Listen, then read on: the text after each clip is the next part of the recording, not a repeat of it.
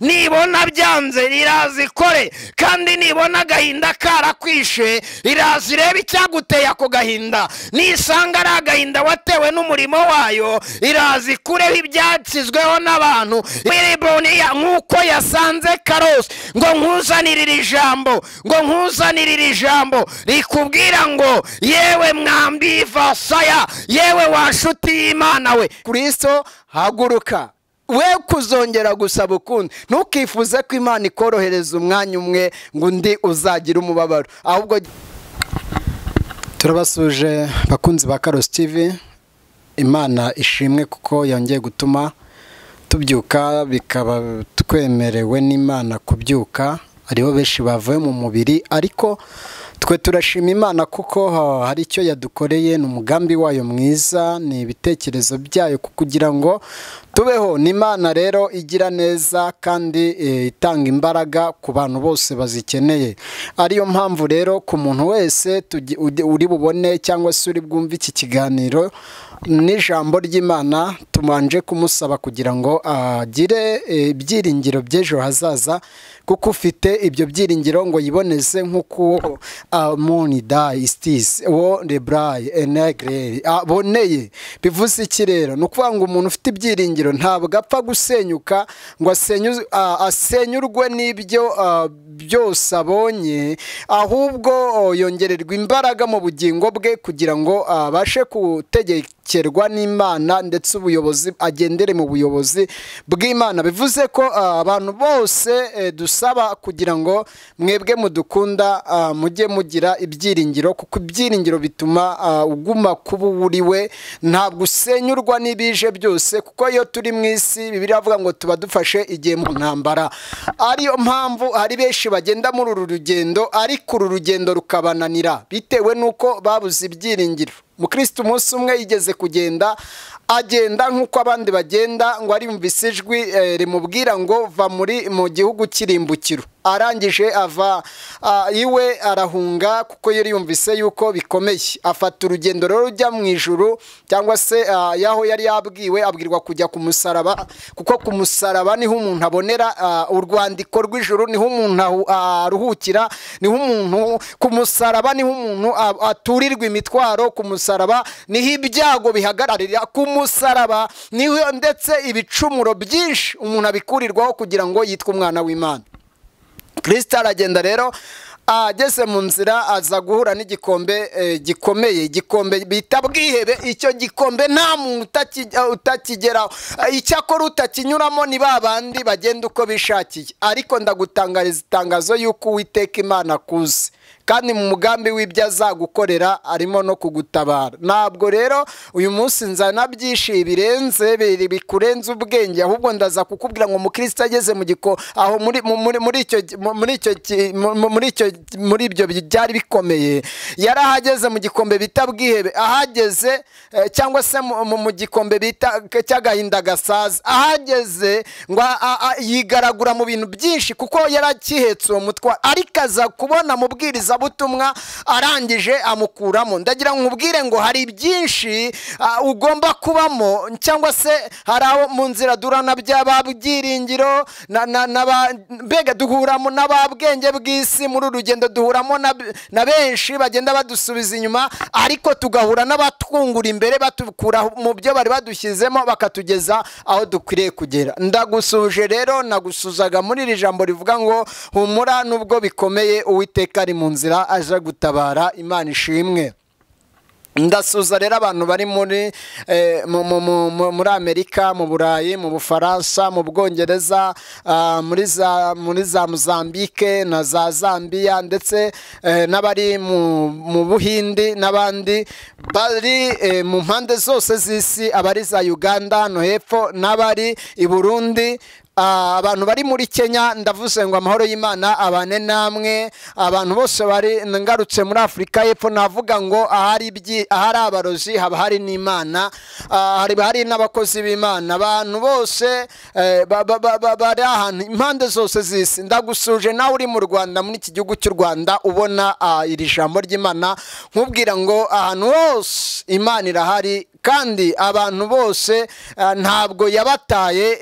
Ishobora ishobora guceceka gato ariko ntabwo ari uko iba itari bukore. Ndagusuje rero nkubwira ngo aho Imana iri naho igeze ikora irakomeye, iranakomeje, ikomeje umurimo wayo wo gutabara.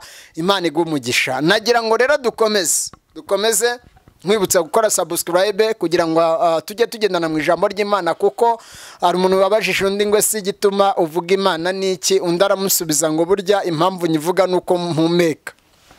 Nanjye rero ndiho mu gihe ntarapfa ndemureke nyivuge ndetse nanayivuge neza, kuko twayibonye ikora imirimo n'ibitangaza. No kuvuga ngo ahantu hose irahari ndetse ntabwo ijya ibeshya. Naje rari wenzanywe nawe ngira ngo nkubwire ngo gutaka kwawe kwageze ku Uwiteka, niyo mpamvu ampa igisubizo kivuga ngo agiye kugukura mu byago burimo.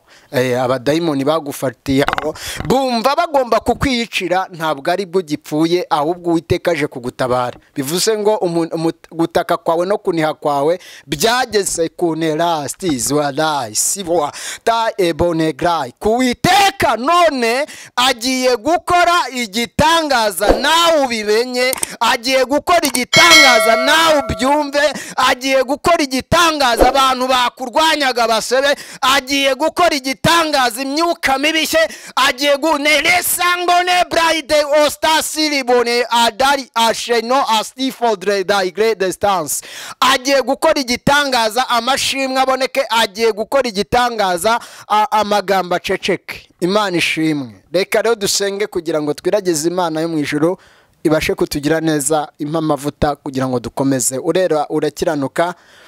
Ndagushimiye kuko uri Imana ya Aburahamu, ya Isaka na Yakobo. Niko wabwiye igihe Mose yakubazaga, yarakwaje ngo se Mana ningera imbere ya Farawo cyangwa se imbere y'Abisiraheli ndababwira ko ari nde wantumye? Uramubwira ngo genda ubabwire ngo ndiho kandoni tasiboni itarafosa iboni. Uramubwira ngo kandi numara kuhagera umubwire ngo nindiho, ninjye Uwiteka, ninjye uzahora witeka. Ngo ugende umubwirire ijambo, umubwire ngo ninjyewe ndiho, ndavuze ngo narekure ubwoko bwanjye buze bunkorere. Bivuze ngo ahantu hose uri ibitangaza biramene daistas biraboneka. Himbazwa kuko uri Imana. Shimiye kuko uhoraho kandi ugiye gukora igitangaza. Bikore byose mu izina rya Yesu Kristo, amen.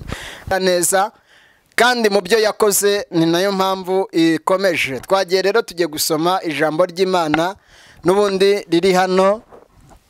Reka dusome iri jambo ry'Imana riri hano mu gitabo cyo Kuva, igitabo cyo Kuva mu bice byaho bibiri.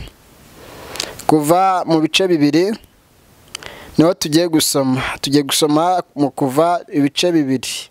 Twihuse cyane kuko buriya umugambi w'Imana ni mugari kuri twe. Mu bice bibiri ku murongo waho wa 23 dusome. Haravuze ngo ku murongo haravuze ngo hashize iminsi myinshi umwami wa Egiputa aratanga, Abisiraheli banihishwa n'uburetwa babakoresha, barataka gutaka batakishwa n'uburetwa kurazamuka kugera ku Mana. Imana yumva umuniho, Imana yumva umuniho wabo, yibuka isezerano ryayo yasezeranye na Aburahamu na Isaka na Yakobo. Imana ireba Abisiraheli imenya uko bameze. Imana ishimwe. Dusubiremo uyu murongo. Uravuze ngo hashize iminsi myinshi, ntabwo ari mikeya. Iyi minsi myinshi ishize umwami wa Egiputa ngo arapfa, cyo bita gupfa. Ngo aratanga, Abisiraheli banihishwa n'uburetwa, la sida la fostaye bami eto sansomandai kitai. Haleluya. Ngo bakoreshwa ngo barataka kutaka batakishwa n'uburetwa kurazamuka kugera ku Mana. Imana yumva umuniho wabo, yibuka isezerano ryayo yasezeranye na Aburahamu na Isaka ndetse na Yakobo. Imana ireba Abisiraheli, imenya uko relas disobre na fosaide de lotandone daikri no festai, imenya uko bameze. Bivuze iki rero? Imana irabareba, imenya uko bameze. Dusomye aha mu gitabo cyanga mu kuva cyangwa se mu kuvanwayo mu bice bibiri ku murongo wa 23 tujye kugana ijambo rivuga ngo Imana yumva cyangwa se Imana irakureba. Bivuze ngo aho yakurebeye yarahamenye, imenya umuniho, imenya umubabaro, imenya agahinda ufite, bitumye Imana ihagurutse. Haleluya. Iri stasero de praida irivwa, irabanza irebe mu mutima wawe niba ari sawa, ni akide vosaide da gredo tastis irandone bi efaide, irebe ibyaha ufite nuradeba ni krise nubyemera irabigukiza. Irabanza irebe niba nikusayimia, nibona byanze irazikore, kandi nibona agahinda karakwishe irazirebe icyaguteye ako gahinda. Nisanga ari agahinda watewe n'umurimo wayo, irazikureho ibyakizweho n'abantu, ikora ibitangaza byayo. Ndagira ngo ngutangarize itangazo rivuga ngo Abisiraheli bari banihishijwe, bari banishye, bari bamaze igihe baranyazwe, bajyanwa mu gihugu cya Egiputa, bahajyanwa bikomeye, barahajyanwa barasuzugurwa, barahajyanwa biranga, barahajyanwa Farawo arabarwanya. Ariko haleluya, Imana irabareba, Imana irabareba. Ngo Imana ibitegereje, irabareba, imenya uko bameze. Bamenifasayize na dopeda igayide, bahagaritse umutima igihe Farawo yari amaze gutanga ngo none uburetwa burakomera, ngo barataka ngo umuniho wabo ugera ku Uwiteka. Amina. Shangoni mini fasta Imanda iye de bravasia. Imana irabareba, imenya uko bameze. Imana irabareba ngo yumva umuniho wabo. Imana irabareba. Icyo gihe Fanisa ibonea ngo Sansoni de prazaide, ngo nibwo ngo Mose yarari mu ntama zo kwa sebukwe mu gihugu cy'Imidiyani. Ngo Imana irabareba, ngo imaze kubareba isanga Mose anita wirebonea nkuko yasanze Karosi, ngo nkuzanirira ijambo rikubwira ngo yewe mwambi vasaya, yewe wanshuti y'Imana we, garukiraho warugeze mu izina rya Yesu. Ngo Imana ibitegereje, ibona ni igihe cyo gutabarwa, ni igihe cyo kuva mu Egiputa. Nta muntu uva mu Egiputa atahakuye agahinda. Nta muntu yetagreso ibonia, nta muntu uva mu Egiputa atahakuye umubabaro. Ndagutangariza ko mu Egiputa nta cyiza kihaba, mu Egiputa nta byiza bihari. Mu Egiputa haba kunywa inzoga, mu Egiputa haba ubusambanyi, mu Egiputa haba agahinda, mu Egiputa haba umubabaro. Mu Egiputa nta wahabaye ngo ye kuhakura inkovu. Ngo Imana irabareba, yumva umuniho wabo, ngo bituma yumva uko, ngo ihita imenya uko bameze. Bari bahagaritse umutima bumva nta butabazi. Igihe urimo nicyo, ariko ngutangarize ko aho Imana igiye gukorera niho abadayimoni bari bagutereye, aho Imana igiye gukorera niho abarozi bari bagutereye. Ariko Imana ishimwe ngo irabareba, inatayi wirifo, imenya uko bameze. Niko Imana iri kureba urwo rubanza rwakunanije, niko Imana iri kureba abo badayimoni baguteje ibibazo, niko Imana iri kureba inshuti zagutaye, niko Imana iri kureba bosi wenda kukwirukana, niko ngandisomenia, niko Imana iri kureba ikabona ubushumeri n'amazu y'abantu. Imana niko iri kureba ikabona kubura ibyangombwa byo kukurihesha uburenganzira, ikabibona. Imana niko iri kureba, wowe undeba iri kureba ikabona aribwo bupfubyi n'ubupfakazi ufite byiyongereyeho no kutabyara, warabuze n'umwana. Niho Imana iri kureba. Landeda body tasadopi dikotaid. Imana niho iri kureba igasanga nta bitotsi ukigira, niho iri kureba igasanga waratawe. Yewe muntu watawe, Uwiteka Imana ni igihe cyiwe cyo kugira ngo gukure mu mabaro. Icyambere ngo Imana ngo Mose atambukishwa no kujya ngo abona igihuru kiratse, ajya kureba igihuru, ngo ageze mu nzira ijwi ry'Imana riramubwira ngo oya Mose wirengaho, no oya ibirenge byawe biranduye, ngo witambikishwa no kuza hondi, banza ukwetura inkweto mu birenge kuko aho uhagaze nahera. Nshuti yanjye nkubwire ngo ahera niho hatuma tubaho, ahera niho hatuma ibyago bihagarara, ahera niho hatuma abadayimoni badutinya,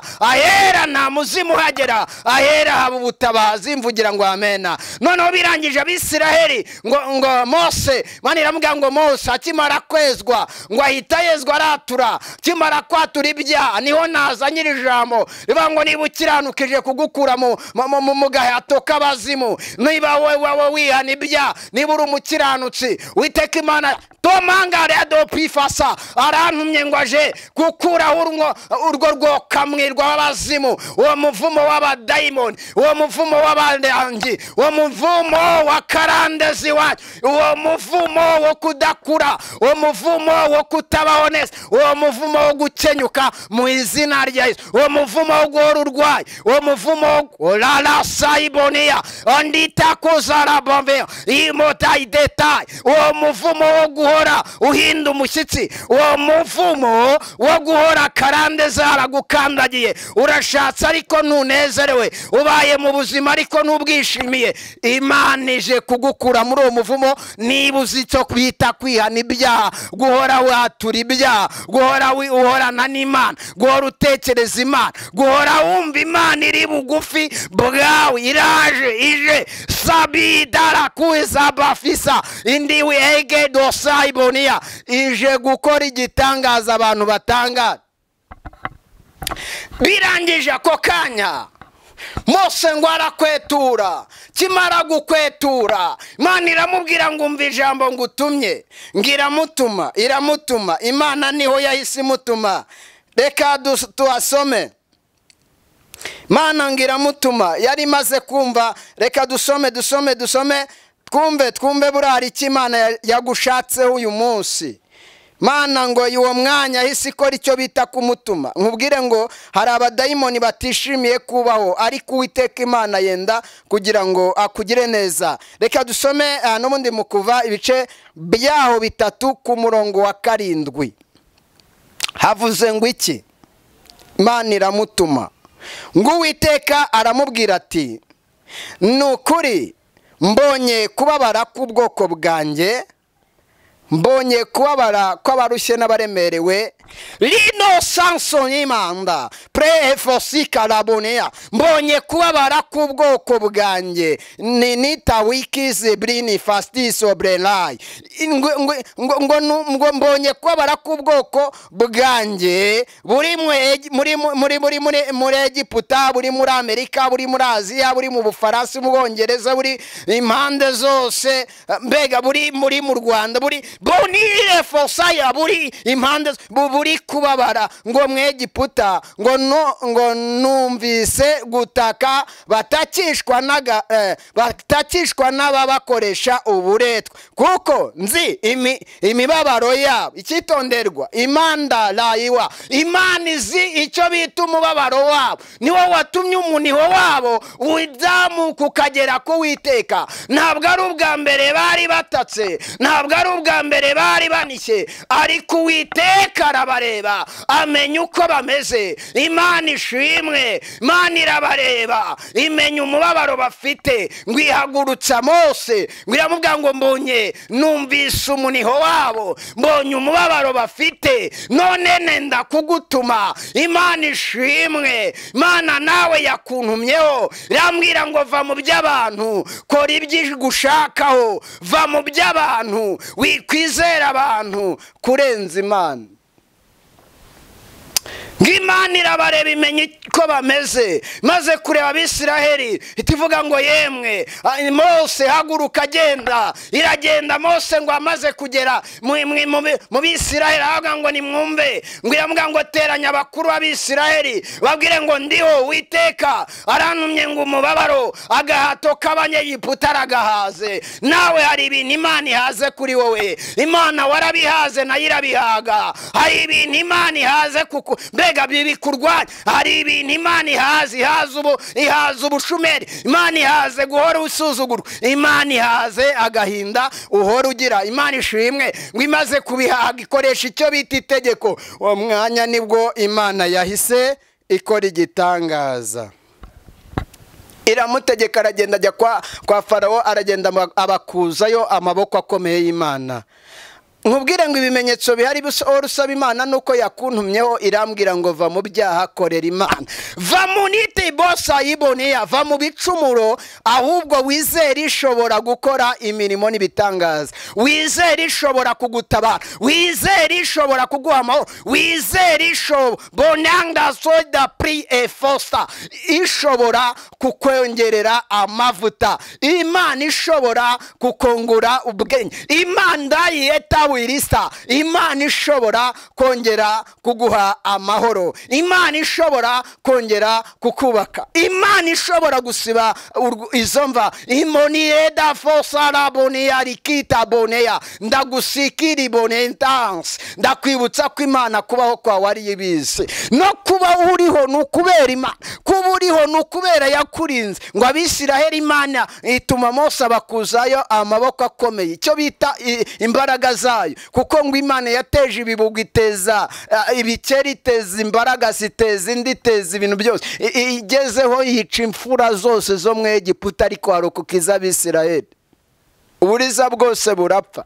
Nkubwire ngo Imana irakuzi, ni nayo ije gukora igitangaza. Ibyo uhora urwana nabyo bagusengera ntibyemere, uyu munsi bigemere mu izina rya Yesu. Aho Imana igeze ikora ndayishimiye, kandi nkutangariza iri tangazo ngo ukibona iki kiganiro wizere ko iyo miruho n'imibabaro yawe irangiye mu izina rya Yesu. Amavuta y'Imana arakora, amavuta y'Imana akura mu kucyapa. Mwibutse umugabo umwe wari wararuhijwe n'ibibazo, yarabaye impumyi, ngo noneho Petero na Yohana ikimuga ngo baza kumugeraho, ngo bamugezeho, ngo bahita basanga ngo mbega ngo abandi babajugunya babonaga batamo, ariko nivugire kuri noneho ngo arangije ngo baza kukinyura icyo kirema, ngo kiri gusabiriza, ngo kirabwa ngo ariko ubundi ngo nge mwampaye, ngo baramureba baravuga ngo nta kindi dufite tuguha keretse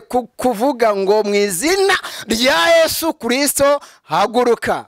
We kuzongera gusaba ukundi, ntukifuze ko Imana ikorohereza umwanya umwe ngo undi uzagira umubabaro, ahubwo jya wifuza ko Imana igutabara n'abakwangaga bakagukunda. Imana ishimwe. Nagira ngo rero dusenga Imana, ntabwo ndi butinde, ntabwo nazanye ubuhanuzi bugutinza cyangwa ngo urambirwe.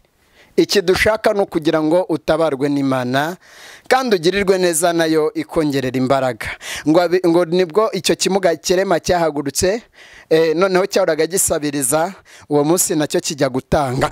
Nkubwire ngo wenda uyu munsi barakubona mu rupfu, ariko Imana iguha ubuzima mu izina rya Yesu. Uyu munsi ndaguhumurishe, nkubwiye ngo Farawo yari yarananiranye, ariko yahuye n'Uwiteka aramurambika, Abisiraheli bambuka inyanja itukura bagera i Kanani. Tuzagaruka, Imana ibahe umugisha. Ndakwibutsa ko Imana irakuzi, iranagukunda. Reka dusenge. Urera urakiranuka Mana, nanjye ndagushimiye uyu mukozi wawe ugiriye neza, utabaye uhaye amahoro, kandi mu byiringiro wa moni edi fostire le shalopite kodestadonera isi fostai, nawe aragukeneye kugira ngo agirirwe neza, kandi akikubona n'ukuri azajya ahora ashima avuga ibyawe. Tagwe ni mala histoire etastos benifoy tari edole l'artiste degré de sens. Urakoze. Erega ntabwo Imana ubeshya, ahubwo ukora ibitangaza. Nanjye rero nagusabaga kugira ngo umuntu nsengeye umutabare kandi umukomeze. Namusengeraga ngo umukure mu tanwa z'abadayimoni, umushyire mu mahoro. Gushimiye ibyo ngibyo, nirukanye imbaraga zikuzimu kuri we mu izina rya Yesu. Nanjye ngirira neza ubivuze, uvuze ibyo wantumye. Urakoze, bikore mu izina rya Yesu Kristo, amin. Turi kumwe rero, Imana ibahe umugisha. Wibutsa gukora subscribe, ukore na share kugira ngo ushayaringe abantu ibi biganiro babibone, cyangwa se ijambo ry'Imana ryihumure. Nurangiza ukore like, nurangiza mbega ugende uhamya Imana muri byinshi. Ngaho rero Yesu aguhe umugisha, amavuta y'Imana abane nawe mu izina rya Yesu Kristo, amina, amina.